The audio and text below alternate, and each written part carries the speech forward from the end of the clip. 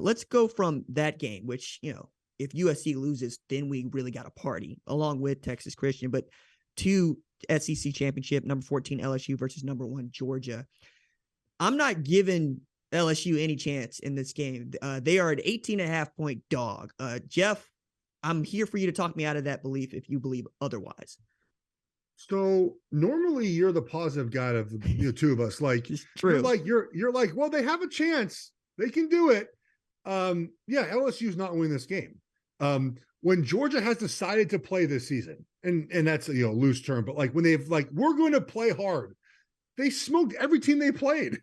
Yes. Every team they played, whether it's Oregon, whether it was Tennessee, whether it was Mississippi State, who was a ranked team, and there's one other ranked team they beat this year, just like with ease, Kentucky. Like when they want to do it, they're going to do it. And sorry, LSU, just not good enough. And you've had a great season, and it's Brian Kelly's first year, and you have far exceeded expectations with a quarterback. By the way, I watched play for 3 years in the Pac-12 conference. You made him really good.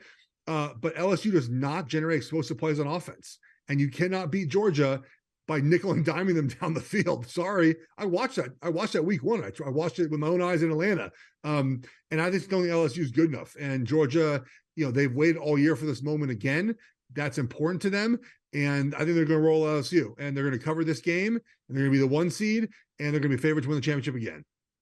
Be their first back-to-back SEC championship wins since 1981 and 1982. I'm also really interested to see just whether or not they decide to run it up, to make a statement, to make a point about who the defending national champion is. And to your point about Jaden Daniels, I think he's the same quarterback he was at Arizona State. That's not really shade. That is to say that you put him with some good players, going to get some good play. Now, on the other side of that, I watched them take a clunker L, absolute demolished L, to a Texas A&M team that had nothing to play for. And that is the reason why I'm giving them no shot, right? It's really difficult for me to see that team play last week that's going to play against Georgia in the SEC championship game and give them a game. It's going to actually be the first time in some time that we have watched the SEC championship game and not felt like either team could win the game. And that's saying quite a bit about Georgia and, frankly, the SEC West, which I think the College Football Playoff Selection Committee should take a look at whenever they do these rankings. You want to dunk on Tennessee for not having Hendon Hooker, but you're not dunking hard enough on LSU for losing to A&M. Big 12 championship is this Saturday. It's got number 10 Kansas State versus number 3 Texas Christian. Texas Christian having a dream season, but they also know how this ends if they catch an L. I'll set it up this way. 2014, Baylor, Texas Christian, Ohio State were all one-loss teams trying to get that 4th spot into the college football playoff. The College Football Playoff Selection Committee looked around and said, who passes the eye test? Who's the brand name? Who's got the head coach who's won a national championship before? We're going to pick Ohio State, and they were made to look good with that pick as Ohio State went on to win the national championship. However, you talk to the folks in Fort Worth in 2014, they believe you put them in that spot, they would win a national championship. That said, Geoff, they know that if they don't win on Saturday, they're probably not going to get in. Do you think this is a do or die game for them? I do. I guess it then depends on resumes, right? This is why sometimes when you lose is almost more important than how you lose. If you lose, if TCU had lost in week 6 but wins out the rest of the way, they're probably in. Where if you lose in the last game of the season, people look at you a little differently, right? But I think you can make the case that their strength of schedule has been excellent this season. They've had a tough strength of schedule, and if they lose this game by a couple of points, maybe you put them ahead. But Ohio State, the brand of Ohio State is going to carry this, right? I feel like that's the issue with this discussion is they're going to go with Ohio State with 1 loss over TCU with 1 loss. I don't know who to pick in this game. TCU has kind of lived on the edge a little bit, same as USC has, but they keep winning. There's a quality to that, and they do that a lot more balanced than USC does. And Kansas State obviously wants to run the football, and kind of be that team. This one's tough for me. I lean TCU because I think they're more well-rounded as a team, more explosive on offense. I think it's important in a lot of these games. But it would not surprise me if K-State won, but it does feel like TCU kind of has this season this dream team. They beat them by 10 earlier this season in a game that, was kind of back and forth early on. So I think they can get it done again. I would take TCU ever so slightly. I think it's a pick 'em for me for reasons that you brought up, and not the least of which is I think the quarterbacks cancel out, which is wild to think about because neither Will Howard nor Max Duggan started the season as the starters at their respective universities. As a matter of fact, the emergence of Will Howard, I would say, is even more impressive than the emergence of Max Duggan, who had been the starter for Texas Christian before Sonny Dykes arrived. I also believe that if you are TCU, if you're the Horned Frogs, this is exactly what you want. You've got nothing but Texans on your sideline. Sonny Dykes is a favorite son of Texas. Garrett Riley's up for the Broyles Award. If he wins it, he joins Lincoln Riley as the only set of brothers who have ever won the award dating back to 1996. They've got outstanding size and speed on the outside. Savion Williams, Quentin Johnston. But for me, what it's going to come down to is, can Kansas State run the football with Deuce Vaughn, or can Texas Christian run the ball with Kendre Miller? Both guys are outstanding tailbacks, and I really am looking forward to watching them go blow for blow with each other. But this is down the road. If you are TCU, this ought to be home base for you. You ought to feel good going into this. And if you're Kansas State, yeah, man, look at what we did to Oklahoma State. Look at how we were in the game against Texas Christian. And then you look at their losses, right? One of their losses is against a Tulane team that we didn't know was going to have its best season since 1998. Yeah. That's why I'm so looking forward to this game among all of them. I guess if I have to pick a team, I'm going to pick Texas Christian for the reasons that you brought up about being explosive on offense. But man, if Joe Gillespie's defense is looking at a deficit, going into halftime, I expect Chris Kleiman to just hand the ball to Deuce Vaughn and say, if you can stop him, stop him. But we're going to force you to try to clog the middle of the field as opposed to try to spill us outside. Very excited to see what this game has in store. Let's talk about the last game on the schedule for you and I, the ACC Championship, number 9 Clemson versus number 23 North Carolina. For the first time in some time, we've had back-to-back years where it does not feel like the ACC champion is getting into the college football playoff. So no matter who wins this game, do you think that the ACC is taking a step back? Probably. So I guess it depends on how you view making a playoff a successful season or not, right? Like, for example, the Pac-12 has 6 teams in the top 20 right now, right? And if USC by any league, right? I believe so, yes. If USC loses the Pac-12 championship game and we do not have a playoff team, are we a worse conference? I don't think so. I think we had a good season, right? And so, a playoff, especially the 14 playoff, I think does not determine whether or not your conference is good.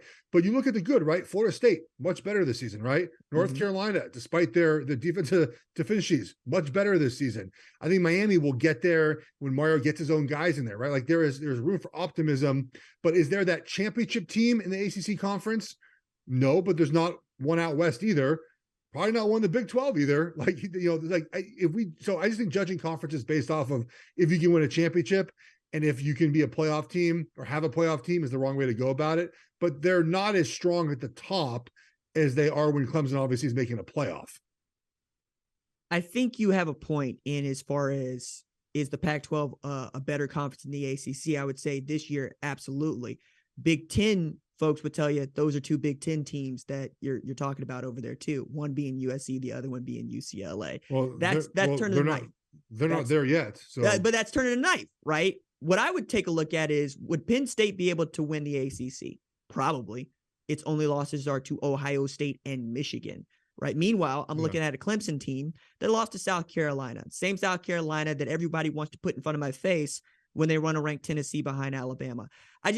If South Carolina can beat Clemson, right, and can beat Tennessee, could South Carolina come in the ACC and be a championship caliber program is a question I think is great to ask and one we could discuss. But in as far as this game in and of itself, I think Drake May is the best player in the ACC and he ought to be the ACC player of the year. Yeah. However, the guy that is probably going to start on Saturday in DJ Uiagalelei could do with having an outstanding day, because he did not look good at all against South Carolina. And going into this season, I thought that he was going to be the best player in the ACC. So we're talking about 2 quarterbacks One is going to be, I think, a Heisman finalist. We'll see what people really think about Drake May after this game is played. But I'm also pulling for UNC here. Not just because Clemson has won 6 of the last 8 conference championships, but because UNC hasn't won one since 1980. And to do it against what has been the class, what still is, frankly, the class of the ACC, would be just such a cool story for those folks on Chapel Hill. Yeah, it would be a great story. God, DJU's going to look great in UCLA blue and gold next year. It's going to be a good look for him. You're already there? Out west. Oh, already there. If Chip hasn't called yet, he's missing out. So look, as far as Clemson, by the way, like the stuff Dabo says about the current landscape of college football worries me more than anything they do on the field, right? Because like you have to accept, if you want to win at that level, that this is what college football is now. And you might not like it. And maybe behind the scenes, he does everything that he says he doesn't like, but like, this is what it is now. So as far as this game, I think there'd be a lot of points scored in this game. Clemson's defense, guys, is good, but when they play good offenses this year, okay, Wake Forest, they allowed 45 points. Florida State, they allowed 28 points. And then South Carolina is 31st in offense. They allowed 31 points. Like they allow points. And then vice versa, North Carolina can't stop anybody. So I think I think it's sort of like a last possession type of game. And it seems like I don't think North Carolina can make DJ uncomfortable enough to kind of get a bad game out of him. It's possible, of course, but like it feels like a last possession game, which comes down, to anyone, at that point. So, but North Carolina won. Out of all the kind of the upsets this weekend, this feels like this could be the most, the most likely to happen, I feel like. And they're 7.5 point dogs too, which I get it, but Clemson just not what they used to be. And then again, when they play better teams, they're allowing a lot of points. One follow-up question before I let you get off of that. You think UNC has a better opportunity to upset Clemson than Kansas State does Texas Christian? I don't really consider a 2.5 point spread much of an upset. Okay. All right. That's fair. Like this is 7. I think it was 7.5 this morning when I wrote about this game. And even Utah beat USC this season. That doesn't feel like that big of an upset to me. But if you look at the Purdue, LSU, North Carolina, the over 7 point spreads, North Carolina would not surprise me if they won this game. And then again, I think DJU's out of there. So, transfer portal, I know there's not the discussion for it. It is like, if you are a fan of college sports, and I get your team might get rated, but like, this is a lot of drama. It is well, there's this voluntary, like Oregon's going to have 15 guys leave on their own. I mean, they might be pushed out the door, but like it's a Wild West. And because of what Lincoln Riley did, I think everyone's going to go that direction a little bit harder now. And to be fair, a lot of teams, especially, of course, to cover the Pac-12, like all the best quarterbacks in our conference are all transfer quarterbacks. Like this is how you're building teams up now, is through the transfer portal. And those players are important, help you win right now. I think this offseason is going to be crazy with this. I think DJU will end up finding a different home, and I think it will be out west. Mel Tucker has some things to say about you claiming that Lincoln Riley is the reason that people have gone into the transfer portal and rated it, but that's okay. He had 15. Okay. Lincoln Riley had like 60 roster moves. 19. Okay. Lincoln Riley had like 60 roster moves, and they're obviously in the playoff, and they have a Heisman caliber quarterback. So a little different than Michigan State. I'm going to be very interested to see who enters on December 5th and hopefully be able to talk about it in a couple of weeks' time. Thank you for watching the #1 college football show. Please remember to subscribe to the channel and like this video so that you don't miss any of the best college football coverage in America.